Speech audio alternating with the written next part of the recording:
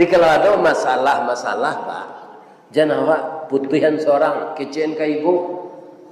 Ibu itulah mendamping awak bertahun-tahun Pak. Jangan awak tajam memutuh gadang melendo saya. Kalau ada usulan istri, dengarkan, pertimbangkan. Adi payuan dek Nabi Ibrahim. Hajir, iyo daim. Akaba daim. Ambo bermimpi malam. Anak awak yang disuruh korbankan untuk hari rajo tahun kini. Mimpi ko lah 2 kali. Abah menurut pendapat adinda.